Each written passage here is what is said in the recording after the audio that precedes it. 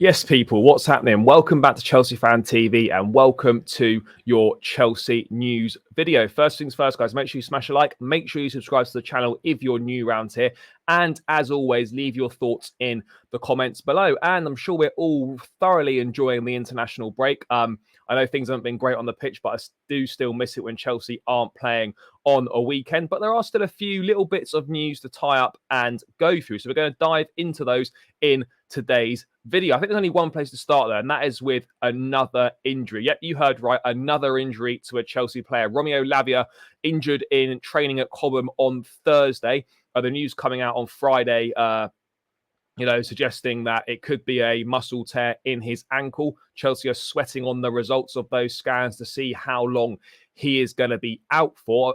As of yet, we don't know how long that's going to be, but it looks like it could well be an extended period on the sidelines. I think we're more looking to be sort of in the 6 weeks minimum mark if we're being optimistic at this point in time. I hope I'm wrong. I hope it's less than that, but it's not looking particularly great. And you know what? It never rains, but it pours, guys. You know, all we've had to look forward to is the sort of the new signings coming out to play for the club. There's not been an awful lot of positivity so far surrounding this season on the pitch, with only one win from our opening 4 games. And I was looking forward to seeing Lavia play. Probably would have made his debut against Bournemouth after the international break. You know, he's not started any games for us yet because he's been doing conditioning work to try and get himself fit, having had a very disjointed pre-season with his protracted transfer saga and leaving Southampton. And you know, there was me being worried about players getting injured whilst on international duty, completely forgetting about the guys that are still on Cobhams and still at Cobham, seeing which one of those might get injured as well. So, you know, it seems that some sort of higher ups have put some sort of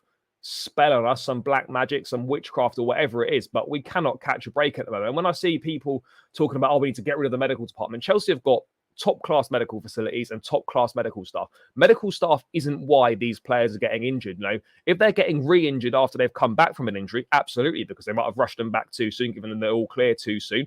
But if you're looking for someone to blame, which I'm not, but people love to blame people, then you'd be more looking at the conditioning staff, the training staff, as to why these players' bodies are breaking down, because this is a ridiculous amount of injuries we're picking up. And when it's this many and this frequent, like it is for us, and severity of injury, it's not bad luck. Something must be fundamentally not quite right. You could maybe put down some of the younger players getting injured to their bodies not being developed enough to cope with the demands that Pochettino is placing on them. We know that Pochettino's training regime is very, very intense. And if you're not up to it, your body could break down, you could get injured. But you know, in Nkunku, injury out until January, best part of. Reece James injured again, he's been out for over a month. Chukwuemeka's still out for another month. Reports were saying that earlier this week. So, you know, we've got Fofana out with an ACL. We've got Badiashile still recovering from injury. We've got Broga still recovering as well. Madueke has missed games this season. So's Mudryk. You know, there's a half-decent 11 of players that haven't even played this season for Chelsea. And something's going fundamentally wrong. And it absolutely needs to be looked into. But it's certainly not on the medical staff. Medical staff is not why people get injured. It can be why they get re-injured if they're rushed back. But people blaming the medical staff of kind of fundamentally completely misunderstanding what's going on here. I don't know what's going on here. Do we need to look at the training pictures at Cobham? Do we need to look at the boots the players are wearing? Do we need to look at the conditioning work we're doing in the gym? Like, all these things need to be looked at. Is the base level of fitness of these players, is it not good enough? We know we weren't fit enough last season, you know. There's a number of issues at play here. Or have we just got some very injury-prone players as well? It could be a combination of all of them, but there's not one sole party or individual to blame for the situation that is going on at Chelsea right now. Let's make that abundantly clear at this point in time. But we are still waiting for the news on how long Romeo Lavia is going to be out for. But, you know, it's a sigh of relief that, you know, we kept Conor Gallagher, that we didn't send Ugo Chukwu out on loan.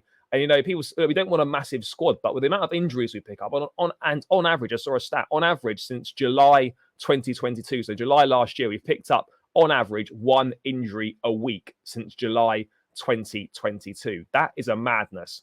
An absolute madness. I don't know what's going on here, but you just can't. There's nothing to look forward to anymore at this point. I mean, get excited about something and it's dashed and it's ruined. And you know, it seems to be the same with this Lavia situation. So, you know, yes, the squad size is probably slightly too big for Pochettino's liking, but with the amount of injuries we're picking up, we actually need them. Imagine if we'd sold Gallagher. Imagine if we sent Ugo Chukwu out on loan. We'd be in the shit and we'd be struggling a little bit. So, yeah, that Lavia news, really not the best news. You know, you sort of have a little break from Chelsea. Things not going well on the pitch. You're thinking, oh, yeah, we'll have an international break. Just have a bit of quietness, do some good work in common with the players that are there and come back and go again after the break. But yeah, key injury to a key player and Romeo Lavia, and we wait and see how long he is going to be out for. In other news as well, though, people, we have also had finally the news that Infinite Athlete will be the front of shirt sponsor this season. Just for this season, though, in a deal worth £43 million. That is a pretty good price, considering Three were paying us £40 million a season on a 3-year deal. And then Infinite Athlete will move on to become the sleeve sponsor from the 24-25 season. And, talking of a potential front of shirt sponsors for the 24-25 season, the new airline Riyadh Air, who do sponsor Atletico Madrid at the moment, could be a potential front of shirt sponsor for the 24-25 season. Chelsea believe to be looking for around £60 million across the men's and women's teams. So we knew that Infinite Athlete were probably going to be the shirt sponsor. We were just waiting for that Premier League sign-off, waiting for that all clear.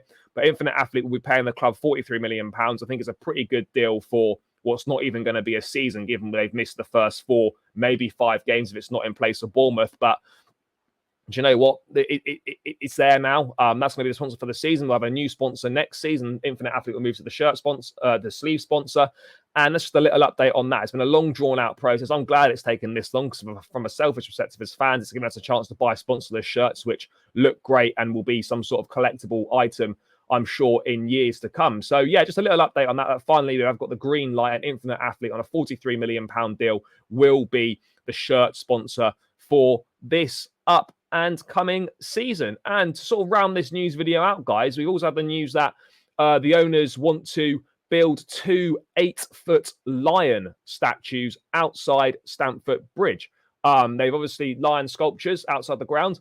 Already since they've been here, there's been a number of kind of visual upgrades. We've got the Chelsea signage in the stadium, the stuff like the old school Chelsea lettering on your way into the shed in the East Stand as well, which looks really nice. They've definitely made some cosmetic visual improvements since they've taken over. And this week, they've submitted an application to the Fulham Council for permission to build 2 lion sculptures, similar to ones that are on the badge. One by the Britannia Gate, and the other one is believed to be by the Stamford Gate as well. And they could be up to 8 feet tall as well, which is pretty sizable. Obviously, we're not going to know what's going to happen, but until obviously we get the planning results of the planning permission back.